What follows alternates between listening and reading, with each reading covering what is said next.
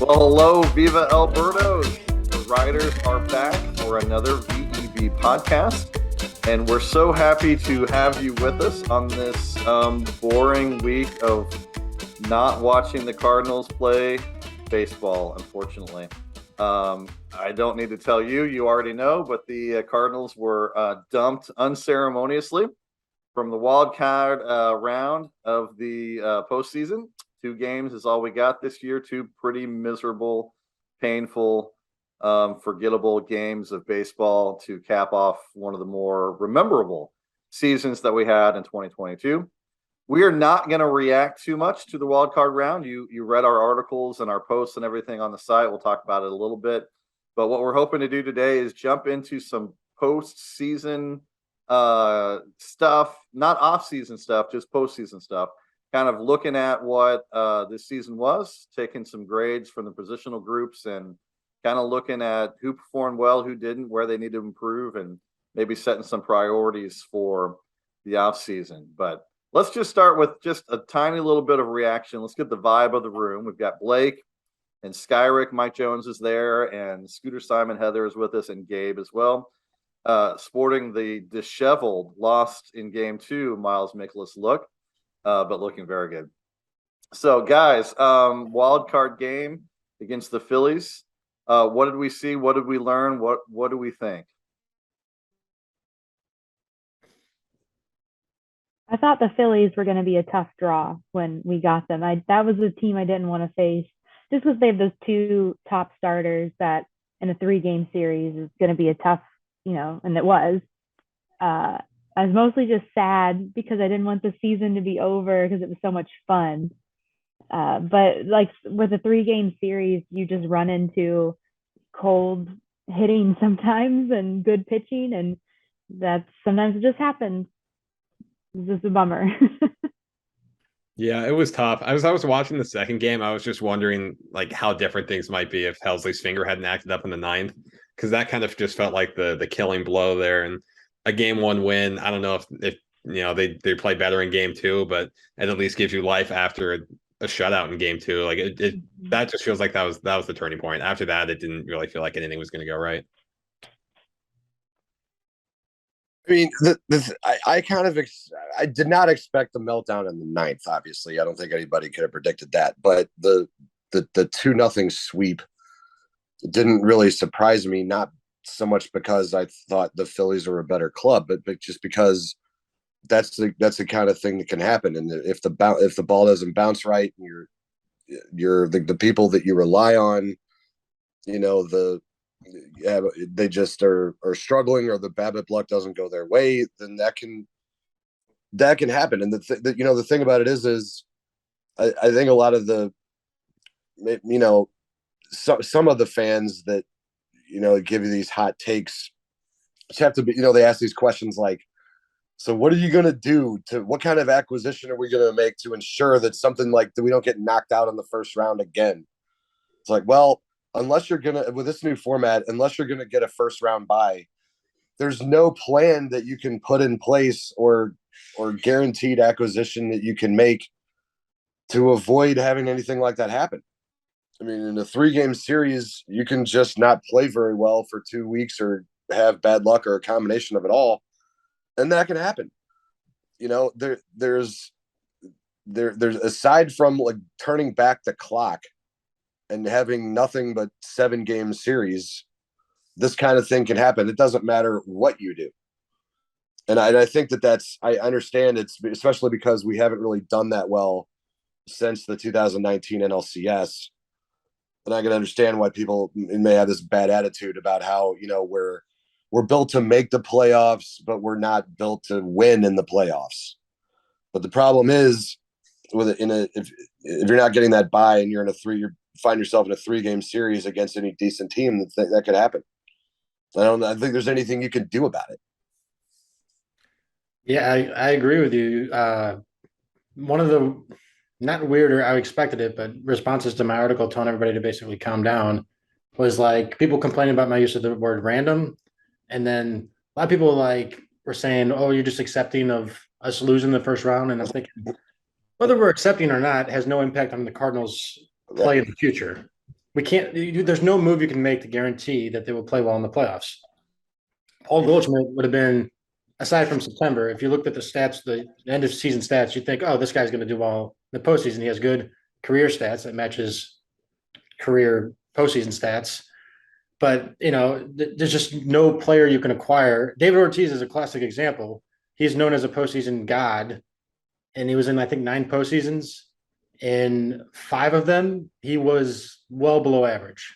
And the other 4, he was a god. But, maybe you're going to get one of those where they just don't have it that postseason. And there's nothing you could do as a team to gear yourself up like that. Right. So it sucks, but that's how baseball is, unfortunately. I kept thinking about it after we talked about this exact scenario in some ways on the pot, not Helsley and his middle finger, but losing game.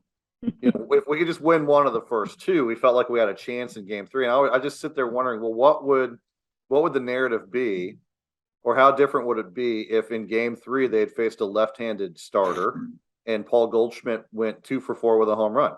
I mean, it could have easily happened, right? Suddenly, is he a postseason hero and everything's great? Or, just one game, one inning can make such a huge difference over a 2-game span. And yeah, I agree. There's nothing you can do to guarantee a 2, game series win. I do think that there's things you could do to put yourself in the best position to win in the postseason, because the whole postseason now is 5 games, 7 games, 7 game. It's a fairly decent sample size. And so the better pitching, the better offense you have out there, the more games you play, the more chance that things will even out. But over even one of those series, you never know what will happen. Although I do know that if we fired Jeff Albert, we would be way more clutch in the postseason. So I think we all agree with that. I mean, that goes without saying, right? I mean, obviously. Mike Maddox is fine, though. That's no problem. By the way, I'm exiting the frame to turn off my oven. I just realized I never turned it off. My bad. Okay. Don't burn your apartment down. Thank you. Gabe. Good job. Wonderful. All right.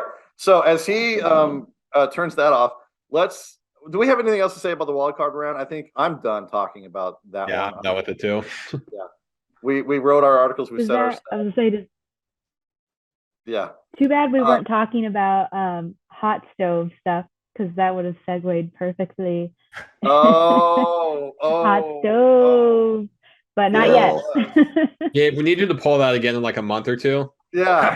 Remember that one. Everyone on. listening, forget. But Heather, you remember that one, and we'll make that same transition here in a few months. And everyone, they're so good. They're so well organized. All right, let's do some positional grades. I just thought we'd kind of go by the roster. We don't have to give letter grades. I know some people do that. That's fine, but I mean, you can give them an A or a B, or you can just say, hey, they were great, they were whatever you want to do. I don't care. This is a free for all. Here is the way we're doing it. But I do think it would be useful before we dig into roster stuff later, which we have all kinds of plans here on the podcast, by the way, to give you all kinds of content with all kinds of people all off season long. So we're not going to throw everything out at you once, because then we won't have anything to write about or talk about for the next 6 months. And it's hard enough to come up with topics over the course of 6 months. So we're going to give you bits and pieces, starting with grades today. So let's start with what I feel like was the best positional group that the Cardinals had. And you guys can argue with me if you want. I don't know how anyone's going to argue with me. But let's talk infielders, where we've got 2 obvious people on the corners. Paul Goldschmidt, who is incredible in the regular season and terrible, apparently, in the postseason. Same with Nolan Arenado. And then some variation in between, but good production overall. So let's talk infield and let you guys just go for that. Whoever looks at me first is going to talk first, and it's Blake. I think you're hitting on the head. Like this is clearly the best positional group. I mean, you have 2 MVP candidates. You have Tommy Edmond, who had 5 F4 in the season, and then Brendan Donovan just kind of emerged as that like top of the order leadoff guy down the stretch. It feels like, and then you have Nolan Gorman in there too, if you want to keep using him at second base. Like it feels like this is the group that's kind of set for a while, and it doesn't really need a lot of work. It was like very clearly just I think every single hitter in that group that I just named is like at least above average. Wow, All the young. well above average. Like even Tommy Edmonds was 108 for WRC plus, which is like as good as he's been since his rookie year. So it's just hard not to like what the Cardinals have in the infield now and for the next few years. Yeah, so Edmond did get up to a 108. I hadn't looked at it in a while. Yeah. 724 OPS. I'm not a big fan of OPS, but I can do some math there. 108 WRC plus, 318 WOBA, a 5.6 FWAR. I mean, we could probably count on one hand the number of infielders for the Cardinals in the last decade that had more than 5.6 WAR. And two of them are on the team. Were on the team this year. Two of them are on the team right now. Right. Probably the only other ones this decade, if we go 2012 to 2022, that would negate Pujols and take him out of the equation. Probably the only other ones that you could say that about would be Matt Carpenter a couple times. Yeah, he did it a few times. Yeah, and I don't think Berkman would have been 2011 anyway. Jason Hayward. Did Johnny Hayward be an outfielder? Hayward would be an outfielder. Hayward. Did Johnny Oh, you said infielders. Sorry. I'm just always thinking about Jason Hayward. So. Wouldn't have gotten to 5.6. Well, no, not 5. Oh, sorry. Yeah. So, I mean, it's hard. Okay, so here's my question. Is that real? I mean, I know that it's real in the sense that I'm looking at it and Fangraphs kind of knows what they're doing. But is 5.6 FWAR, that's a huge number. It's not 7 WAR like Arenado or Goldschmidt, but it's not that far away. Do we think that's real for Tommy Edmond, or is that just sort of like, well, he's never doing that again? He's never doing that again. But like when I was figuring out what to call him as a descriptor, what WAR to give him, I gave him 4 WAR, and I think that's real, basically. Yeah. He's got that kind of base running, that kind of defense. I think he's probably a slightly below average hitter, although he made a lot of strides facing right-handed pitchers, which was a big weakness of his. So I think it's mostly for real. If you're giving grades to the infield, I think you got to go A+. I think we were the best infield group of the entire baseball, really. I don't think anybody else is close. I heard on the radio, one of the, I can't remember which broadcaster it was, but they said that this infield group is chasing a record for the least errors in, I can't think of how many years. I'm kind of botching this stat, but I think they were the least amount of errors since, I don't know. I need to look it up. Even with Nolan Gorman? Yeah. Was like, because they were like, anyone curious or still like interested in the Cardinals playing for something, they are playing for committing the least amount of errors since it was like 30 years at least. Let me see. Wow. Okay. That's fascinating. By the way, while you're looking that up or whatever, Heather, just to kind of go back to what you were saying, Gabe, I did the math, and I hate doing this, and I apologize in advance to all my sabermetric friends who don't listen to this podcast. But you mentioned 4 WAR for Tommy Edmond. If you take Edmond's entire career at bats, including 2020 and a fairly poor offensive season in 2021. But if you do it and you divide it by 600, right? So a per 600 FWAR pace, it's 4.2. So, and with a 3.9 WAR in 2019, a 2.8 in 2021, the strike season in 2020, but he had 1 WAR in 200 at bats, so he was on pace for 3 WAR again. It's almost like 2.8 WAR is his floor and 5.6 WAR is his ceiling. And that's what he's been his entire career. So at some point you have to say, hey, this is kind of who Tommy Edmond is. I think he got I mean, I'm just looking at his, historical numbers, and it looks like to me, I mean, his offense improved a little bit, but not enough to justify a double the WAR. I think I'm just reading between the lines a little bit, and I think he got a big advantage of playing a lot more short. Yeah. Because, he increased his on-base percentage 16 points and his slugging 13 points, about the same amount of homers. So he did a little bit. I mean, he had basically sort of the same amount of steals. He sort of did what he always kind of did offensively, except he He even struck out more than he did last season, walked a little more, but he didn't really turn this offensive corner. You know what I mean? I just think he played really good defense, but according to the positional adjustment and the numerical calculations for defensive value, I think he was given a lot of credit for playing more in a more difficult position. I think that has a lot to do with it. So I think his ability to approach what he's approached this season is really going to depend on if he's going to be our shortstop going forward, if they're going to do something else there and move him back to second base. Well, and I'll give you this one, Mike. Yeah, he definitely got a huge value boost by playing shortstop, more innings at shortstop than second base.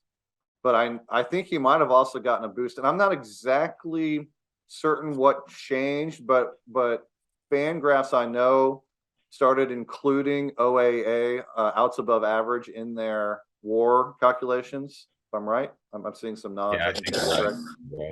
And he had 11 OAA at shortstop and 8 at second base in virtually the same number of innings, 614 to 622. So technically, by every measure except DRS, yes, he was a better defensive shortstop than he was a second base, which is hard to believe. That doesn't make sense, but yeah, it doesn't make sense until you realize, and you guys know this, obviously, and most of our listeners would as well, that he came up as a shortstop and was a shortstop. So, we talked about this a bunch during the season. The idea that he couldn't play shortstop was a bit ridiculous. I don't think that any of us necessarily expected him to be, and I'm going to be quite literal here, playing like the potentially best defensive shortstop in the league. That's a bit more than I would have ever predicted, but he's right on that kind of pace. Now, it is a smaller sample size, so you might not want to read too much into that, but what we saw so far is extremely impressive. Well, the other thing too is the offense was down this year. Yeah. And so he did make a slight improvements in on base and slugging, and ISO and things like that. But I think he also got a lot. So last year he had a 90 WRC plus, with very similar stats, but because offense was down this year and he made it an improvement, that the numbers that he sort of produces on a year-to-year basis were better relative to the league this year than they were before. So that may be part of it, but I still think the bulk of it was his defense and the switching positions. That's a really good point, I think, because if any type of hitter was immune to the bounciness of the ball, it would be a guy that doesn't hit it out of the park at all. Well, he had 13 homers, though. Do what? Well, well, that's a good point, but it's not like his game always didn't does rely on home runs. His game relies almost on the ability to place the ball wherever he wants, which he can only do. I mean, doesn't do all that great, to be honest. But yeah, I mean, you're right. Almost it is an 18-point jump in WRC plus without a huge jump in actual stats. He is getting a little bit of boost from offense being down. Yeah, so I mean, I guess it just he's an elite fielder. I mean, at the very least, even if he's not the best shortstop defensively, he's going to be well above average. And that's always just going to cushion his floor. So even if he's not a 108 WRC plus kind of hitter, even if he's like in that 90, 95, 100 range, that's still going to be about a 4 WAR player probably. I mean, we saw with Paul DeJong, I think that was one year he hit like literally league average and was like a 4.2 WAR player. Yeah. Right. Just basically off shortstop defense, and that feels like that could be kind of the story for Tommy Edmond. Right. Speaking of DeJong, since we're doing positional grades, Paul DeJong started as the starting shortstop. I think I kind of forgot this. I mean, I knew it, but I wasn't thinking about it until now, because I was thinking about talking about DeJong when we got to the bench, but he wasn't supposed to be a bench player. Paul DeJong, what happened? I mean, we'll probably have some articles about this. What are they going to do with him? They're going to Dexter Fowler him, I think. They're going to just basically take on his entire salary and give him to a team, I think. And because he's not really a good bench player, because he's worse against in his career. He's worse against left-handed pitchers, so you can't really platoon him. And his defense is good, but not like, I mean, he's not improving on Edmond's defense, for instance. So there's No. not a whole lot of point to keep him as a defensive replacement either. And his bat's not gonna get going while he's never playing, but he should never play. So I just don't think it makes sense as a bench player. So you give him to some team like how the Angels needed Fowler. They would use any outfield production whatsoever. Could be the Angels again, because I know their shortstop was horrendous this year. But they'll probably just give him to some team and they'll just like say, can you just pay him $1 million and we'll take on the rest? I think that's what's going to happen. I thought it was interesting. I think it was the last game of the season. They finally played him at second base. I kind of argued from the very beginning when they brought him back up that they needed to start getting him some innings there just to see if they could make him a little bit more versatile, see if he couldn't hit well enough to be a bench player with some defensive, flexibility. At that point, he probably could have played third, short, or second. It took them all the way to 162 to try that. So, I don't really see him having a role on the team next year, despite that contract, and the lack of contact. Since I already said that word. Yeah, I agree. I mean, the Cardinals have done this from time to time. Like there was Dexter Fowler a few years earlier. There was Mike Leake, who they kind of just dumped in the Mariners for a prospect who wasn't really anything. I think that's kind of the route that DeYoung's going to take this year. It doesn't really feel like they're going to want him on the team. Feels like it's kind of dump him and make like a Corey Spangenberg kind of signing or something in the offseason and have that bench infielder to just take his spot. Yeah, it's interesting. It wouldn't surprise me if they did that, but I'm actually gonna go out on. I'm not justifying this necessarily, but I'm actually go on a limb and say that he stays through spring training. They were very, very fond of him. With his work ethic, with his brains, and all that he did. And they did sign him to the contract. They got another year left on it. With a couple of options.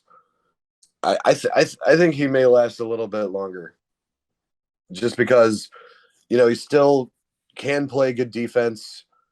If he can somehow get it unlocked, he's got some pop off the bench. I mean, would he be ideal? No, but they have to pay it anyway, and I don't know who else they want for like they can play the middle infield and keep him on the bench. It wouldn't be the worst thing in the world, honestly.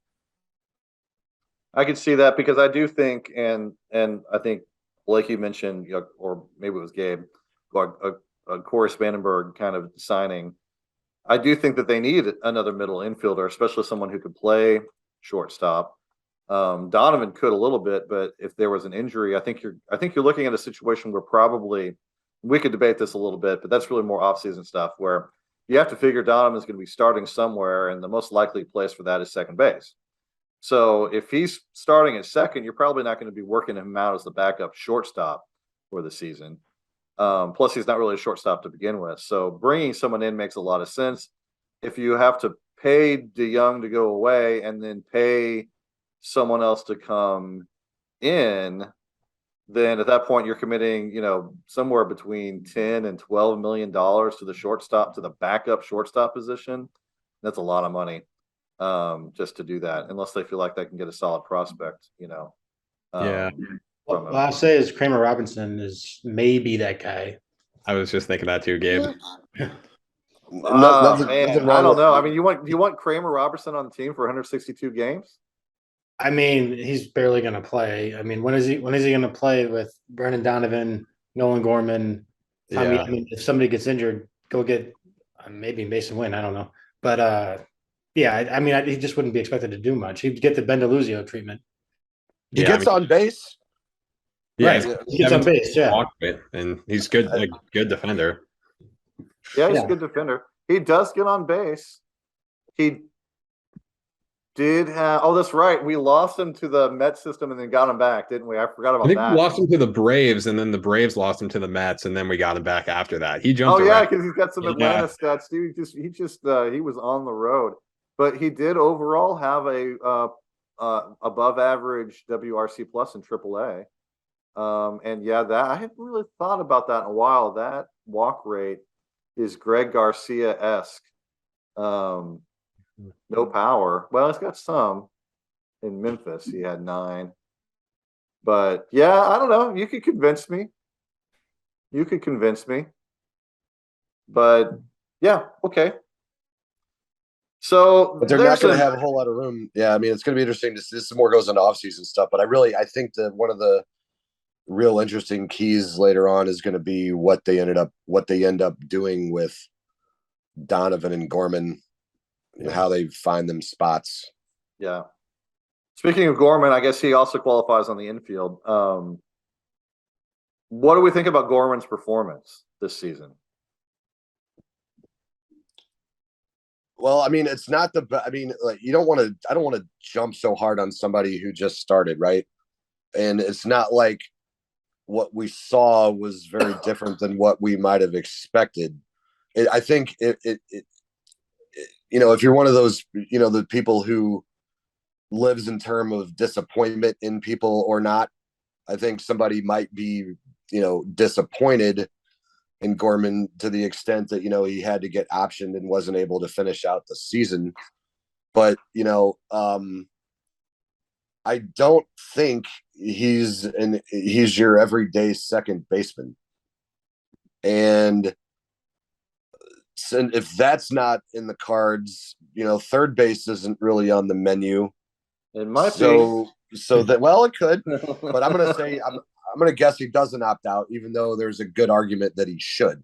But I'm going to just, for the sake of this conversation, say right now that he won't. Yeah. Then is basically, are you going to say, okay, Donovan's our DH? And then if that's true, Juan Yepez is really damn good against right-handed pitching too. So between Donovan, Yepez, and Gorman, it's going to be really intriguing about how they work all those guys in, and could we even see Gorman optioned again to work on some things or not? I mean, I expected Gorman to struggle in AAA. I mean, in the majors, because he struggled at every level initially when he went up to it with the strikeouts. So I'm not jumping up and down screaming, because I mean, why wouldn't he struggle against major league pitching? But it seemed like it got a little worse over time, especially those high fastballs. Yeah, I agree. Like he definitely still has some things to work on, but I think part of that too is like managing expectations when prospects come up, because like he still ended the season as an above average hitter as a 22-year-old. Like not every prospect is going to come up and be the Julio Rodriguez type. Like he came up and he had a solid stretch before he kind of cooled off and got sent back down. And even expecting him to play average defense would have been a stretch, since he was just not really had any exposure to second base before then. So I honestly would not mind seeing him start next year in AAA with Memphis and just kind of work on that second base defense and that strikeout thing, especially with high heat, and just let Donovan ride it out for like a month and then just kind of adjust from there. That's what I do too. Yeah. I mean, the one thing I will say about a second base defense is he wasn't bad at the things I would have expected him to be bad at, namely turning double plays. I don't think I don't know what it was. And I feel like his range numbers didn't turn out that bad either, but he just committed a lot of mistakes. I don't know if I'm correct about that assumption, but that certainly was what it looked like to me. And then he seemed to, like, I don't know, maybe he got in his head a little bit towards the end, because it felt like he played worse defensively at the end of the year than he did earlier in the year. But with the bat, it's very encouraging, because I think he finished with an above average line. His power is very for real. He was almost on a 30 home run pace. He might have been on a 30 home run pace if he got a full season of bats. So, I mean, you just got to take the fact that he's 22, I think. Yep. Still. So, I mean, man, some of the Cardinals are so young. Dylan Carlson's 23. And basically until you're under 25, as long as you're under 25, you could always break out, in my opinion. Even at 25, you could break out, really. Sure. Well, I think like one of you said, it's about managing expectations. If you told me at the beginning of the season, or if you had asked me, let's do it this way. if you'd asked me at the beginning of the season what Nolan Gorman's batting line would be at the end of the year, I would have said, oh, maybe somewhere around a 700 OPS with a pretty low batting average. Probably a 5 or 6% walk rate, which, by the way, he beat that by quite a bit. Something we'll talk about is Nolan walk rate. And I would have said, and probably an above 30% K rate. And he's going to have some homers and he's going to struggle, but he's probably going to be an average or above hitter. If we're lucky.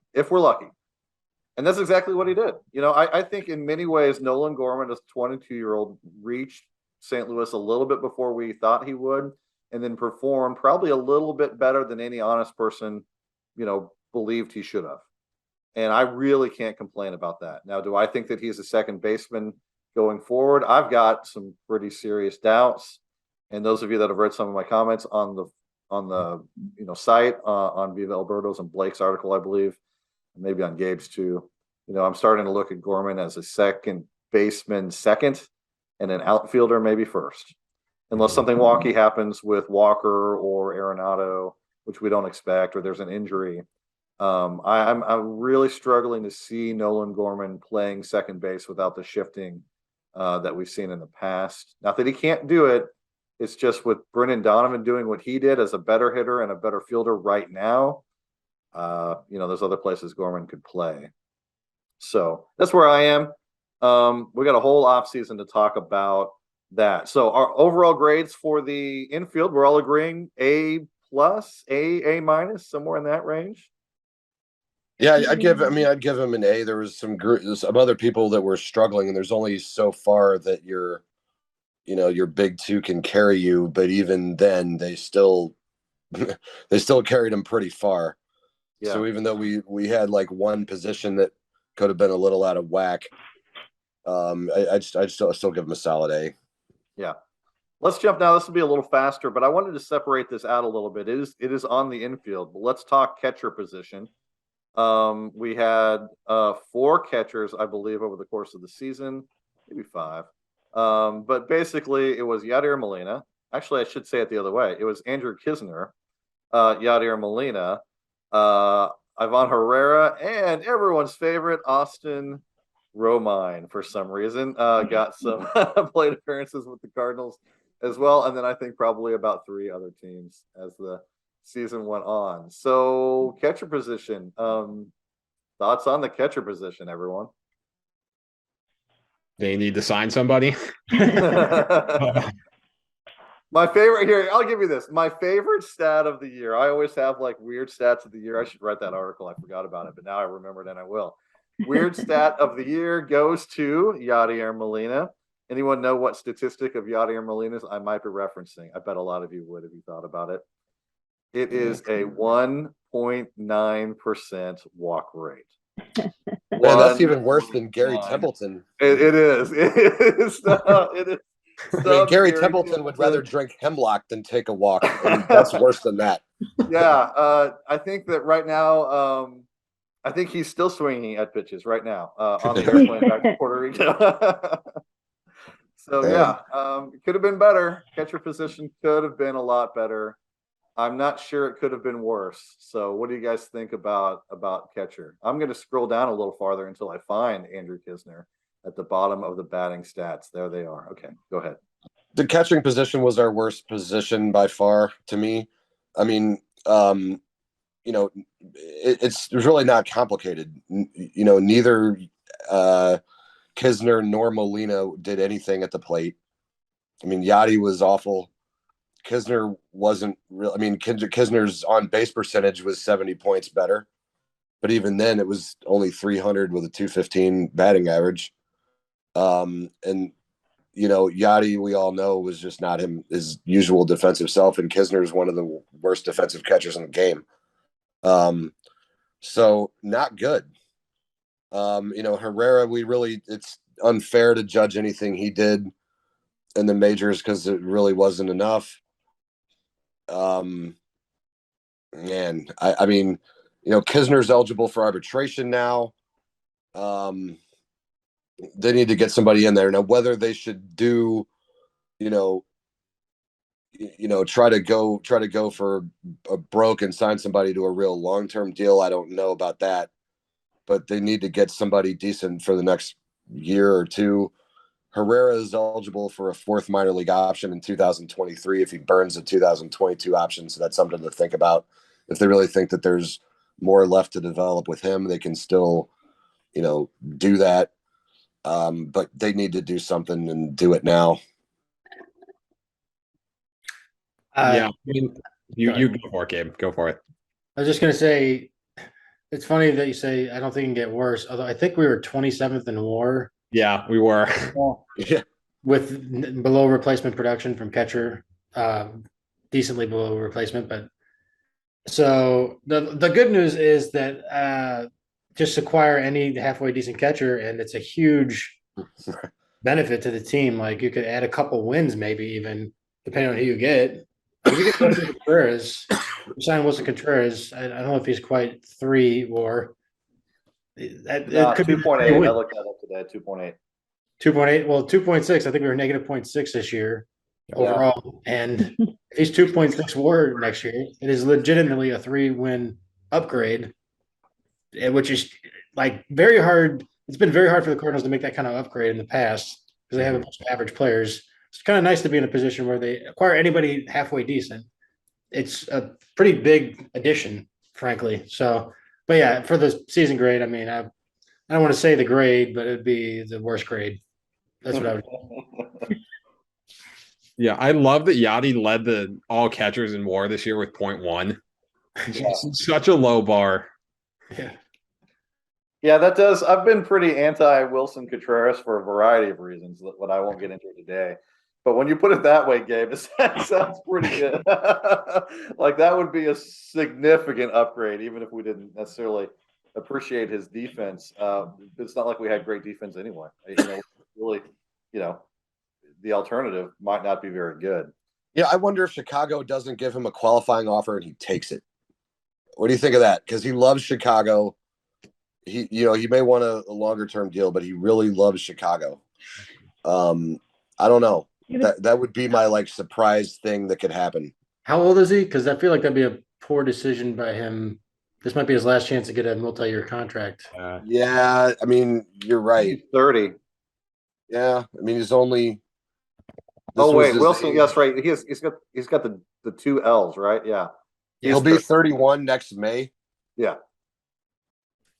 So not too late, but now would be a good time for him to cash in if he could find it. Are you guys satisfied with Kisner? Let's assume that someone else is the starter. Are you guys even satisfied with Kisner as the backup? No, because I mean, you want your backup catcher to be really, really good at something, right? Yeah. I mean, whether he's a defensive stud, which is what we usually went for with the backup catchers, we usually went for somebody who could play defense. The pitching staff liking you is actually a real thing when it comes to that. If they're used to, so that's what a lot of times why, you'll see like a farm system guy be the backup catcher just because they're not because for any real good reason statistically, but because they're familiar with the pitching staff. But in spring training. Yeah. But some of the times the clubs will have either a platoon or they'll have a more offensive minded catcher who can DH every once in a while or something like that. But with Kisner, no. I mean the only thing he's really got going for him is the staff is familiar with him, and that has value. But I don't know. He wouldn't be the backup catcher for me just because nothing really stands out. Yeah, I agree there. And I think, the problem is they don't really have anybody in AAA who could really come up and be, you have Ivan Herrera, but they're not going to call him up to be a backup. I guess it would depend on who they sign. Like if they sign kind of a cheaper free agent, they could maybe split time with them. But I think Pedro Pages is one in AAA and he's not going to come up to the majors. So I think at this point, I don't want Kisner as the backup either. I don't like a offensive catcher who can't really hit and then also is terrible at defense. Doesn't sound good, right? It's not exactly a great combination there. So you put it that way too. But yeah, that's the spot that could be the most easily improved with like honestly not even that much money. Not saying they shouldn't put a lot of money into the position, just that they could literally put almost nothing into it and still improve it. Yeah. Let's flip the conversation around because we have a tendency here, I think especially this group, maybe not Heather, but I know I am known as Mr. Not Sentimental at all after poo-pooing the Albert Pujols signing and then writing an article the other day, doing it again. Unless it's about bring unless Adam it's Wainwright about back. unless it's about Carlson, right?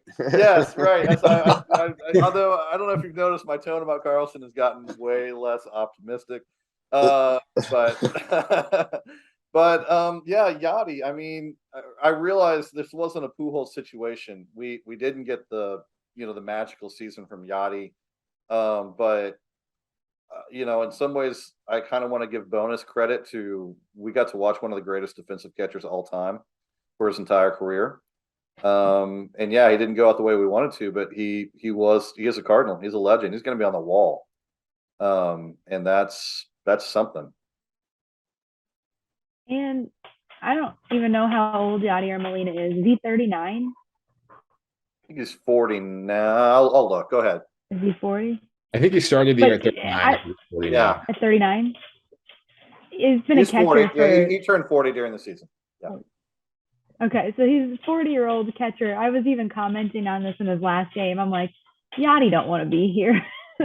He's the ultimate competitor. I get that. He doesn't want to lose, but he also doesn't want to be here. So I'm just like, even my friend who doesn't watch a lot of baseball, she's like, Yachty looks a little rough. I was like, yeah, he's been a catcher for like 19 years. He's seen some things. He's like busted both his thumbs. He's hurt his knees. He's had a unfortunate groin injury. Right. Like I remember that one. Literally busting his balls for the team, So Man. he's done. He's like, I'm done with it. I'm just getting out. I'm done now. So I'm happy for him. That alone would have been enough to get most people to retire. Right. That Jordan Hicks incident, like I would have been finished. Yeah. I don't want to play no more. This game's not any fun. Catchers are insane. All of them. Yeah. I feel like you actually have to be insane to be a catcher. I think you do. I was just talking about this the other day that we'll never see anything like that again because the catcher position is just not that way. Like I was thinking as we were talking about who the backup is, I'm like, oh yeah, like we really need to care about the backup now because catchers play like 100 games a season normally, not 150, So like that's actually an important thing to think about because before that backup catcher wasn't playing, it was Yadier Molina all the time. And I'm used to that. It's going to be different. It's going to be different. In fact, not to change the subject again, but going back to, I think what you said, Blake, like I would almost be comfortable letting Ivan Herrera be the backup because you're probably going to see a 60-40 split. So, Herrera probably would see like 60, 65 games and maybe 250 plate appearances, learning, getting comfortable with the pitchers. And that wouldn't be the way that I would develop a AAA catcher. But considering where he is, I wouldn't be opposed to it. Like it would almost be like an internship behind someone and then ready to take over the big chair the next year. But it probably wouldn't be the path I'd take, but I would be okay with it if that's what they had to do. Yeah, I would too. I think though, like if you bring in a Wilson Contreras or like trade for like Sean Murphy or somebody like that, they're on longer contracts. That's not going to be like get there and then take over the job the next year. That's the only thing. That's kind of why I don't know if they're going to wade into the deep end of the pool here and get some big catchers. But that would be the only. I mean, at that point though, like if they're going to be a catcher for 3 years, you might as well just call up Herrera and use them as opposed to sitting them in AAA for 3 years. But yeah, definitely, it should be an option at least. All right, so thank you, Yachty. That's the point of catcher. Yep. Otherwise, big old thumbs down for those not watching. Let's move on to the outfield. This is gonna be like a 3-hour podcast. Just try. I know, right? We can spend the whole podcast on the outfield. Yeah.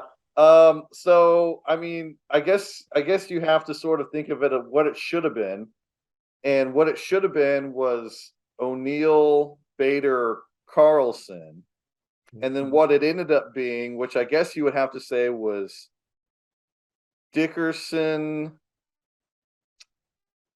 Nootbaar, and Burleson, I mean, like, because honestly, Carlson was really not even necessarily an everyday starter there at the end. It's almost like they just ignored center field completely. But yeah, I mean, like we all predicted. Yeah, talked about a total change. Outfield react. We don't necessarily have to go player by player, but what in the world's happening out there, and what happened? What happened to a fairly solid group of players in Harrison Bader, Tyler O'Neill, and Dylan Carlson? Injuries. Yeah.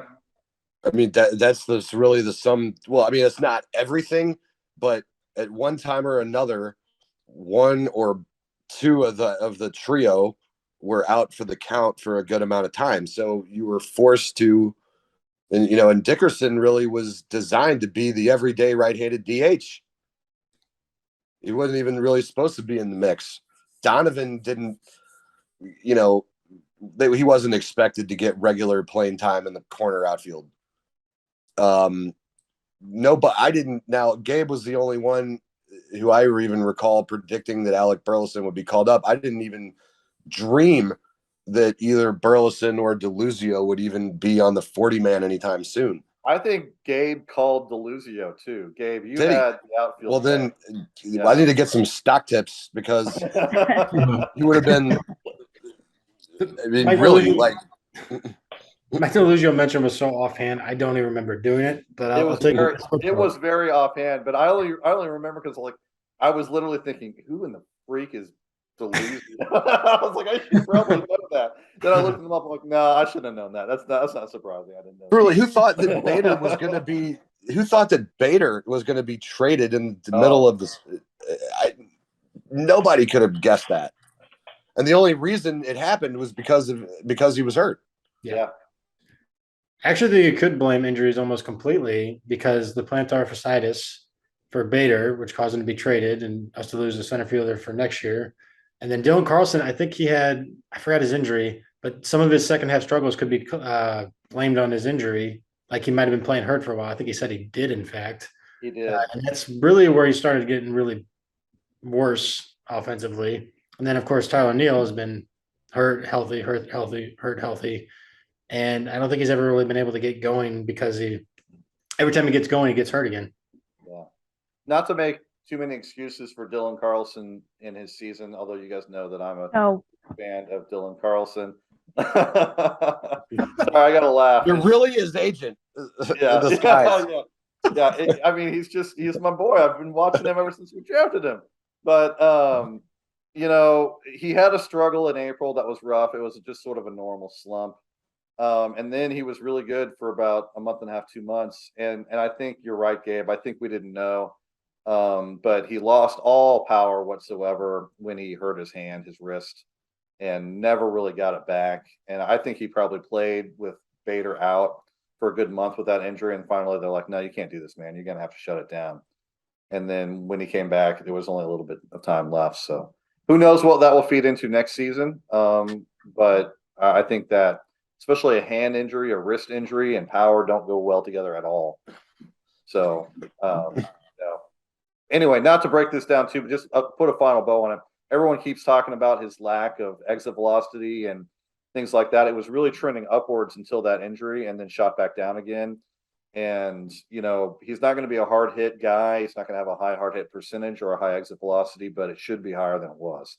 And every other part of his career has been higher than it was. So if he can do that, he could still be a solid to good, corner outfielder or a pretty good center fielder if he can hold up defensively. So and here's my Dylan Carlson speech. I got it out of the way. So and I'll support your point by saying he still was worth 2.4 WAR. Exactly. We all acted like he was like replacement level. I know. Yeah. He still graded up like an average player. Well, actually above average. I mean, but there's no way we should. You could safely give him one of the three spots. I think he'd feel reasonably confident. Yeah. Same thing applies to Nootbaar.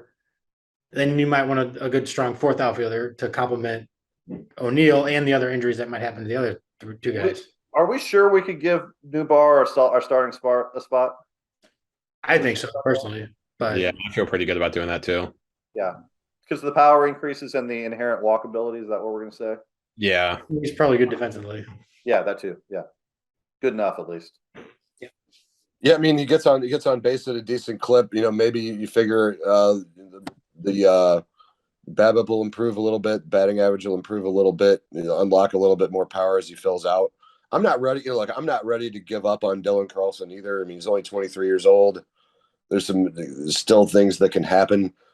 He never really has been that good against right-handed pitching is the only thing that really makes me a little nervous with him. I mean, I realize the injury and I'm willing to give him every benefit of the doubt for that. But with his struggles, especially against the right-handed pitching, wasn't that far off from what his career has been. So, so that's something to look at going forward if he makes an improvement in that area. I just know that I don't want to see a Pez in the outfield on a regular basis, which I think they'll give him looks there. I don't know. I don't know if they're going to maybe try to get like another outfielder or not. Just to kind of bridge off of that, I think that from what we saw in 2021, I think that you could reasonably expect Dylan Carlson to be a league average hitter against right-handers, which isn't saying that much for a corner outfielder. But then Lars Nootbaar is virtually unplayable against lefties. He'll still walk a little bit, but he really doesn't. He really didn't show much against lefties. So in some ways you kind of have not necessarily it's going to be weird. I don't want to call these things platoon situations, but you could definitely give Carlson some regular time off against righties, and Nootbaar could get almost every. You want Nootbaar out there every day against a right-handed pitcher. So you're going to have some mix and match, and I think with the combination of Nootbaar and Carlson and whoever ends up in left field right now, it would be O'Neill. You've got a switch hitter, a righty. With Yepez, you got another righty. With Gorman, you got a lefty. With Nootbaar, you've got a lefty. Whether Gorman plays the outfield or not is another conversation. But you've got Burleson too, so you've got some mix and match. And I don't think anyone's going to be forced into a situation where they're not going to be able to perform. But whether they get the production from it or not is, a totally different question. Yeah, and that's where I feel good about the team having Marmol as the manager, because he's shown the ability to play matchups a lot more than I feel like Mike Schilt did. So it feels like he's going to be more willing to play with like benching Lars Nootbaar against lefties, and bringing in whoever a fourth outfielder is going to be, or whether that's Juan Yepez for a game. Yeah. But that feels like a pretty good situation to have. Yeah. All right, because we do need to move on. Positional grade for the outfield. What are we going to go with? C for me, average. Mm-hmm. C minus. Yeah, I think I would agree with this. I think I'd agree with the C minus. I mean, there was enough lift, offensively. They gave me a little gray hairs on the defense every once in a while, but there was enough lift from the people that we might not have expected at certain times to keep it from being a total disaster. But just really inconsistent. Yeah, I would go C higher if Corey Dickerson didn't play half the season. That was one thing watching the last game. I was like, please don't tell me that the season is going to end with Corey Dickerson. It would have been really fitting, though. Yeah, it would have been. It would have been poetic. But no, it was not meant to be. I'm like, please, I don't want to watch Corey Dickerson. Well, I was thinking the same thing, because I noticed the season ended with a Paul DeJong double play, hitting into a double play, which seemed very appropriate for him, not the rest of the team, but for him. And then for that postseason series to end, I really thought that would be so appropriate if Corey Dickerson hit a weak ground ball to the shortstop or struck out. That would just be exactly what this wild card series has been. But here's an interesting point. I wanted to check how they ranked an outfield WAR on Fangraphs, and I don't know if they include all the plate appearances from guys who played outfield and other positions. I think they do. Oh, yeah, well, they do. that's flawed then. But then I was going to say they rank 5th somehow. Yeah. So it has to be the case. I looked that up earlier and I had the same reaction. Like, how in the world are the Cardinals 5th in outfield WAR this year? Yeah. So if Donovan played 10 games there, they give him credit for all of Donovan's WAR that he got the whole year? I guess so. Well, that's going to be part of it. No, I don't think they would give. I think they would just give credit for the games that he played in the outfield, not his whole. I don't know though. Actually, now I'm confused. Now I'm not sure of myself. I was really sure of myself until I started talking, and then, like usual, I got very unsure. How many plate appearances do they have in that as well? We think they show that for the out. They have 2,618, which I don't know. I have no idea what to do with that information. There's no way that is just that's enough for that's enough for 3 starters and maybe a bench player in terms of PA. So there's no way that's everyone's PAs. Like they do rank 8th in plate appearances in the outfield. I will say that. Yeah, despite ranking 5th in WAR. I don't know if that means anything. That's 5th is weird. Very weird. Then they don't need to do anything. Just have it just have everybody let's just plan on the usual Tyler O'Neill and you get knocked out for about a month and a half or so. And we'll put an infielder in the outfield, and then everything will be fine, right? Yeah. The classic infielder in the outfield.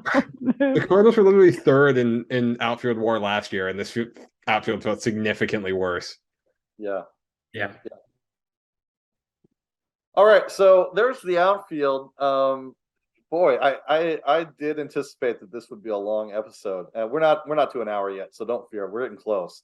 Let's hit the rotation. Let's a little quicker here because we've talked a lot about the rotation as we've gone through in previous podcasts. So rotation got turned over just like every other position apparently in the middle of the season. What was our starting 5 to begin the season?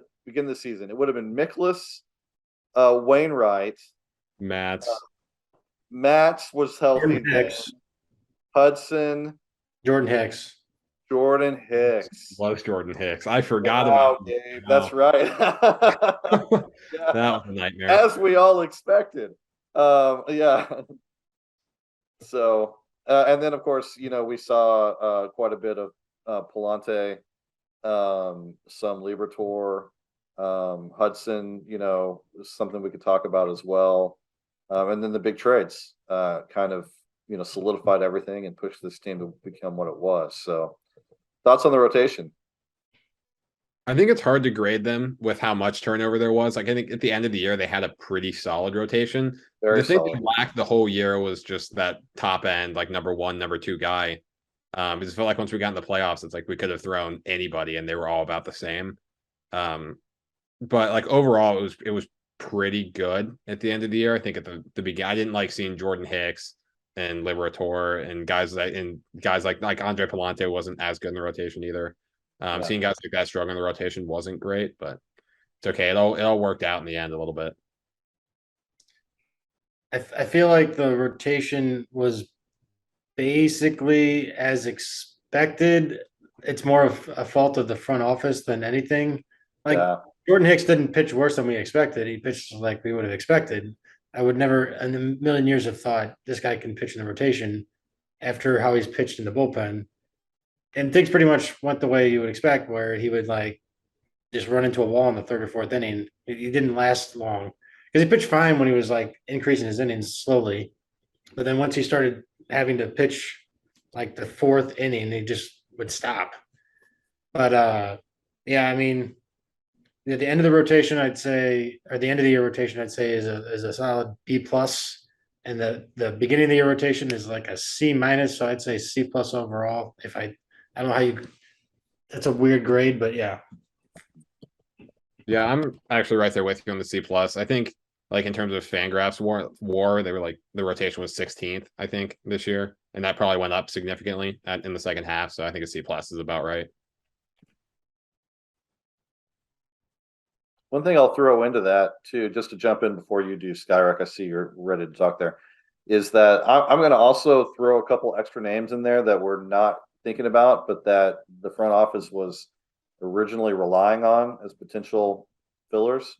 Drew Verhagen, Aaron Brooks, these were guys that were signed, brought in to potentially compete for rotation spots and, didn't contribute at all. I'll put it that way. Alex Reyes too. Do what? Alex Reyes too. Yeah, and Reyes But he too. was on the level of Jordan Hicks for me because I didn't see how he pitched in the bullpen and thought he can pitch in the rotation now. Yeah, I was stunned by the Hicks move. I didn't like it from the get go. I mean, of all the candidates to win the 5th starter job, Verhagen was the only one that got spring training starts, and then all of a sudden they decide they're going to give it to Hicks. I never really, I wasn't angry at him because, like I said, you don't expect people to do things they're not used to doing. So I think the obviously the deadline. I mean, the deadline acquisitions were a home run. But there was a good half of a season where there was just a lot of problems all the way around with the staff. So I don't have any problem with the C+ grade, but for me it's really hard to. I mean, it's almost like 2 different seasons looking at it from before you got Montgomery and Quintana to after, and I'd give the first half a lot lower grade than the second. Yeah, And I I think that's really what like their. Sorry. Go ahead, Heather. Sorry. I really like their deadline acquisitions, but it's one of those things too where if you shore up your pitching staff a little bit better before the season starts, you don't have to trade a Harrison Bader later on, and then we don't have the outfield problems that we saw.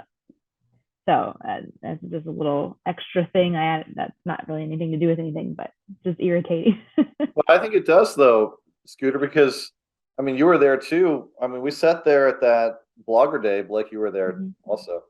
And Mazalek basically said, yeah, it's cheaper to improve your rotation at the deadline than it is in the off season.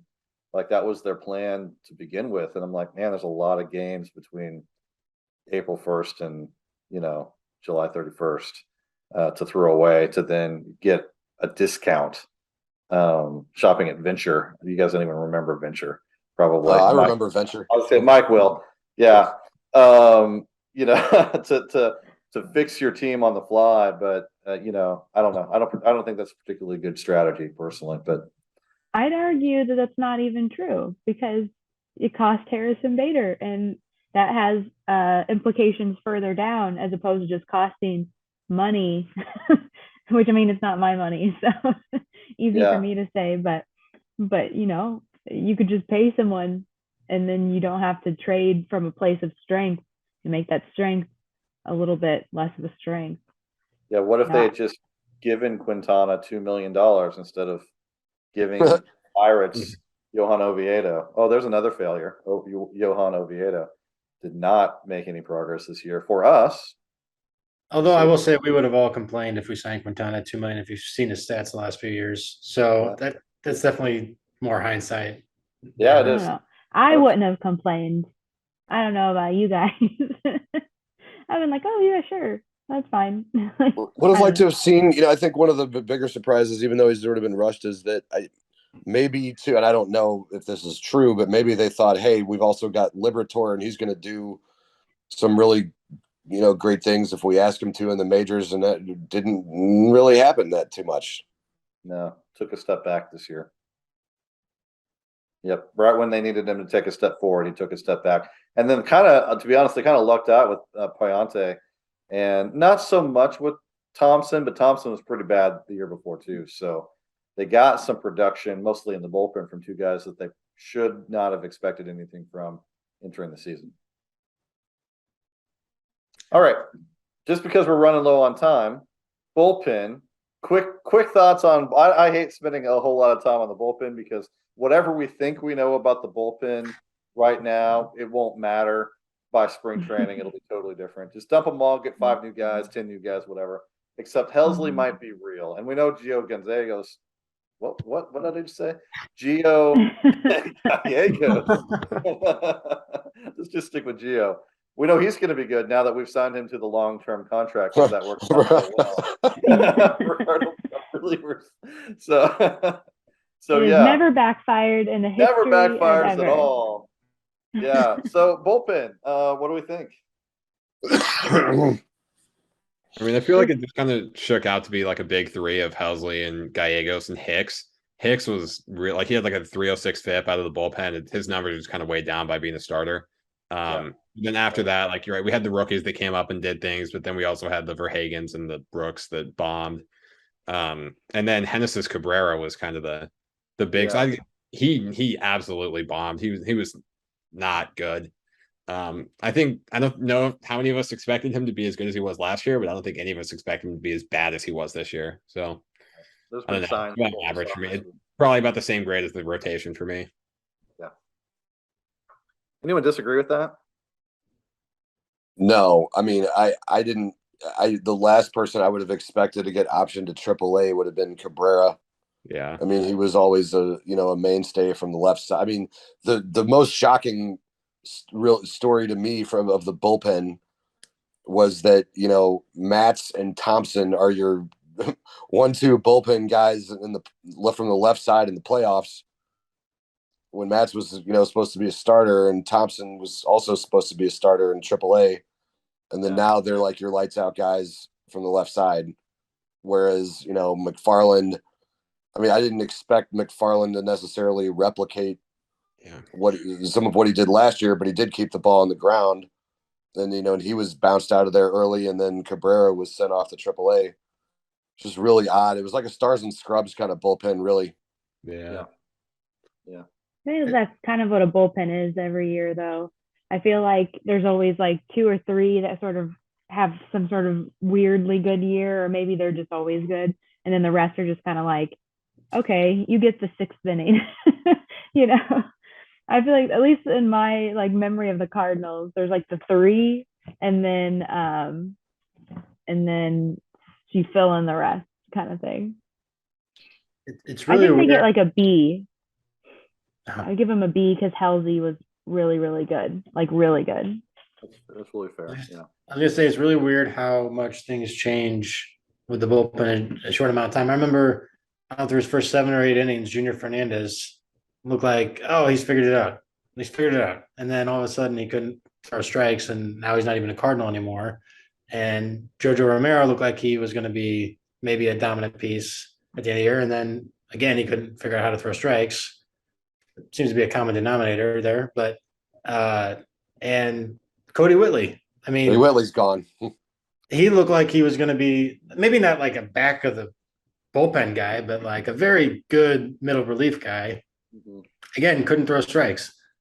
I don't know what's going on there. Why all of our because he should be. I mean, that's like his thing is throwing strikes. What happened to him didn't make any sense to me. But I also know he had some injuries in there too. I haven't really kept track of what happened to him. I just kept watching his stat line. He got hurt for a while, and he came back in late August, I want to say. Yeah, and he looked like he might become a factor, and then he pitched pretty bad down the stretch in the last couple of weeks of the AAA season. Yeah, it's impossible to judge bullpens. But we're really well set up because we got Gallegos, and that's one of the most difficult things to do with the bullpen is to get the 8th and 9th guys who are elite. If you don't have that, you have to pay either in prospects or in money to get that, and then they might suck anyway. So that's a really strong starting point. We just need a couple guys to emerge. Maybe it's Zach Thompson or whoever. Maybe Cabrera figures something out again. So I feel pretty good about the bullpen as far as that goes. I mean, I still don't feel good about the bullpen, but we're in about as good of a place as you could hope for, I think. There's lots of options. I mean, one thing, the one thing I can tell everybody about, like after writing down all the moves that we've made over the last 5 or so years, is that the bullpen that you have at the beginning of the season is going to look almost nothing like the bullpen that you see at the end. And then you fast forward a year or two after the current season, and it'll have almost nobody that was in the bullpen a couple of years before. So it's just one of those things where you just have to sort of, like, over time you watch and you just get used to the fact that there's a lot of volatility, and something will happen to somebody where all of a sudden they're not effective, and then they just sort of disappear. It's like if you're going to get attached to a player, the bullpen is probably not where you want to go, unless it's like your true ace bullpen person. And even then, they're going to have to prove it because I love Helsley, and I think what we saw from him was absolutely amazing, and the stats back up everything we saw from him. But I would hold on loosely, as the song goes, to Helsley being the best closer we've ever seen because bullpens are volatile. What do we think about Gallegos' deal? I was going to say, so what you guys are saying is sign more relievers to extensions. I love That's what I'm hearing. Dodar's approach, which is replace every reliever every time you have a chance. Get rid of them all because they're going to let you down at some point. I'm fine with Gallegos his extension because it's not that pricey and they can just drop him if they need to. And he has been one of the more consistent performers out there. But yeah, I can almost guarantee it's going to bite him at some point. It's just not going to bite him very hard. Even after Gallegos, we have 6 relievers on the squad who are eligible for arbitration. Yeah. Which is really interesting. I think that they're going to, this is just a hot take prediction. I think they're going to, or at least I would non-tender Alex Reyes. Is that even a hot take? I just think that's kind of assumed. Of course, I've looked at it quite a bit. But I'd say Reyes and Stratton are probably gone. But maybe they try to sign him to some sort of different deal, maybe minor league deal, see if he can get his health back and maybe bring him back up. But yeah, I mean, they're going to have some. I don't have a problem with Gallegos. It's not that expensive.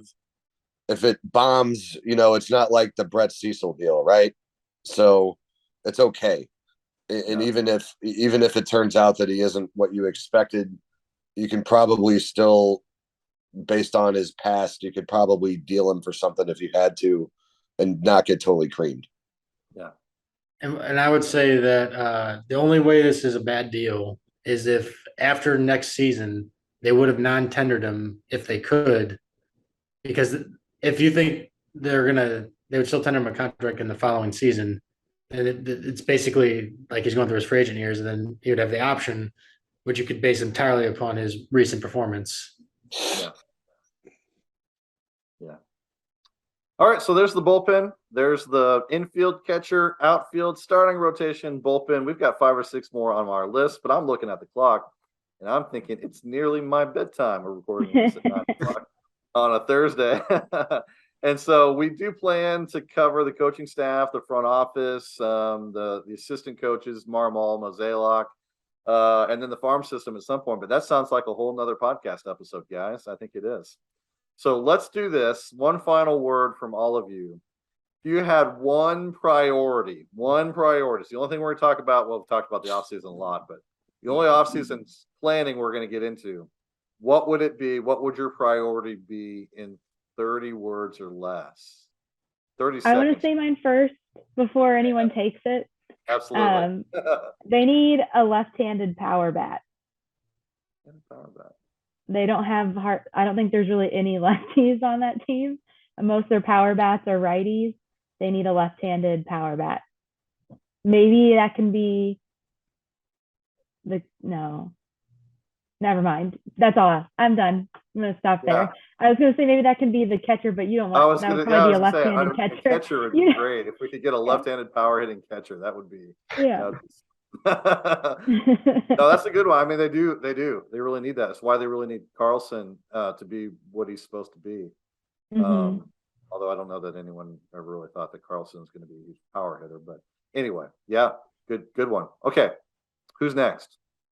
It's got to be catcher for me after what Gabe said. It's the easiest way to improve the team, pretty dramatically. So, yeah. I really, really, really want to be able to say starting pitcher because I do want another starter, even with Wainwright. Yeah, it's catcher. And by the way, I think all the catching guys that are being talked about, Wilson Contreras, Danny Jansen, Sean Murphy, are all right-handed, unfortunately. Mm-hmm. Yeah, I also want to say starter, but if we don't get one, I think we can still cobble together a good rotation with what we have on hand or can extend or whatever. But catcher, got to do something. Doesn't have to be the best one in the world, but somebody that And again, it's not that hard to do. So there's no excuse, right? So that's the big catcher for me. Yeah. I'm going to go differently, but first, let me just say that it has to be catcher because they were basically at replacement level. Even just getting anybody at all would immediately be a 2 to 3 WAR bump, and it's really hard to make up 2 or 3 WAR anywhere else. I mean, it's a lot of value to make up.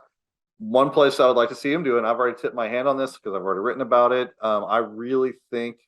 I think this is already a good team. I think if they're going to be a great team and compete with the other great teams in the NL, not in a 2-game series, but just in general, then they need that top of the rotation starter, while also assuming that Flaherty could take a step forward and maybe be that guy.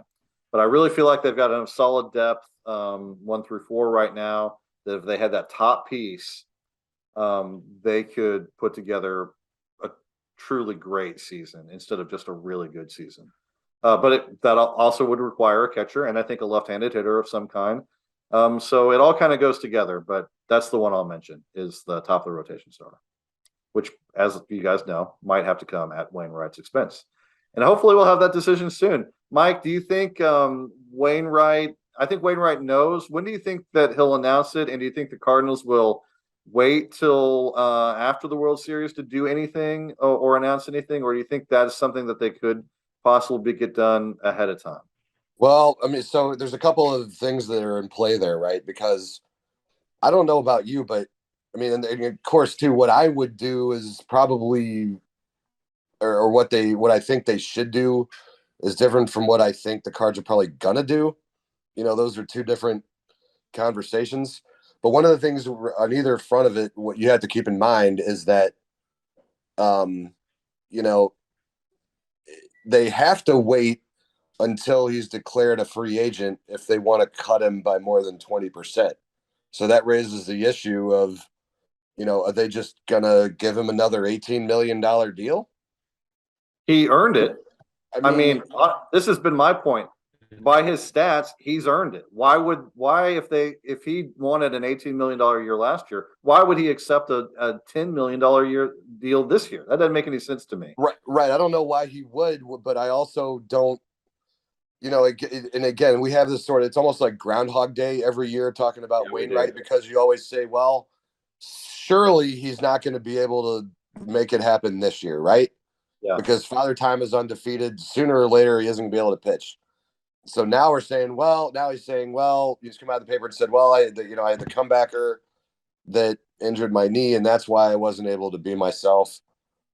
I don't know. I don't know at what I mean, is he going to have to just have an awful year in the aggregate to get him to retire for the Cardinals to decide they don't want to sign him anymore? Or is somebody going to take a look at it and say, you know, enough's enough? I don't know. I mean, I'm not trying to tell the man to retire. That's not my place. I think to me, the decision has to be from the Cardinals. I'm not bringing him back at 18 or anything close to it. I will say, but I think 80% I was going to say 80% of his salary is $14.4 million. I don't know if the whole waiting until he's a free agent thing will come into play, because I can't see him signing for less than that, personally. So I just want to throw that in there. Sure. But I wouldn't bring him back, but I think if he wants to come back, I think he doesn't like the way his season ends. So my prediction is they'll bring him back, because I think he wants to come back because he didn't want to go out like he went out. And Mozeliak and them are not going to let him. If he wants to pitch and he's determined to pitch, then they're not going to let him pitch for another club. Yeah. Yeah. I agree. I think what's going to happen here, and before you hear from us again, is why I wanted to kind of hit this here at the end. Wasn't planning on it, but I think it's a good thing to do. I think the next thing we're going to hear from the Cardinals is Wainwright deciding that he's going to come back or not. And then you won't hear anything from the Cardinals themselves until after he declares free agency. And then you might see us signing pretty quickly, because I think that they will probably feel like they don't have a choice and have to bring him back, despite what I wrote about in my article. And I think it's going to be 15 million or above. I think that's just the way things are going to go. I don't care how many people tweet at me or write at me back and say, oh no, he'll sign another $5 million deal with incentives. No, folks, No, that's not Nope. going to happen. You just want it to happen. I appreciate you wanting it to happen, but it ain't going to happen. So, sorry. For people mad at these group of runs, I do want Wainwright back. So Yeah, I want yeah, that's put the my foot thing. in That's that. not I me. want Wainwright back. So all the people who think we all don't want Wainwright back, I do want Wainwright back. So that's just me. Good. All right. That's the thing. Lots happened this year. Lots to talk about this offseason. And all of our Viva Alberto's riders will be here all winter long to keep rehashing the same things over and over again, just like we do every winter. But we'll also try to give you new content and fresh voices, and it should be a fun offseason. I think the Cardinals will be active. I really do. And I think they've got some money to spend, even though things are a little tighter. But there's going to be a lot of turnover, and a lot of things happen, and we'll have plenty to talk about as we go through. So, from the whole riding staff here at Viva Alberto's, I'm JP Hill, and it was great to have you with us, and have a very happy day. We'll see you this week on the site. Have a great day, everyone.